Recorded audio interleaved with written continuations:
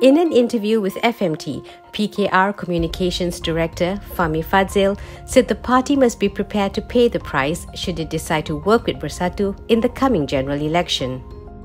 Some analysts say that PKR should keep its door open to working with Bersatu. So far what we've heard is DAP's Lim Guan Eng saying no, Amanah's Mat Sabu saying no. What's your take on it? To me, in politics, nothing is impossible, right? But whatever decision we make comes at a price. Previously, PKR Secretary General Saifuddin Nasution Ismail had said they were open to discussions with other parties and not just Bersatu in preparation for GE15.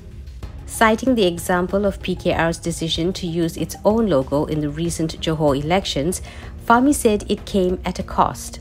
Just like using the Keadilan logo, Rafizi has said it, there's some people who look at it and say, if we use the Keadilan logo, more people, maybe a certain percentage more, 7-12%, would vote for Keadilan compared to vote for Pakatan Harapan. But at what cost? Could it be that, yes, you gain a little bit more, but you also lose people who want to see a united opposition, right? So there's always this trade-off. Analyst James Chin of the University of Tasmania's Asia Institute had previously said a PKR Bersatu tie-up would help draw support from rural Malay voters. Fahmi said there were many factors to consider before PKR could decide to work with Bersatu. Is it worthwhile for Keadilan to contest in seats where we have no machinery, for example, where we have no strong candidate, where we have no presence, just because it was a seat that belonged to Party X? Another factor to consider, he said, was the fate of PH, especially since DAP and Amanah had closed the door on working with Bersatu.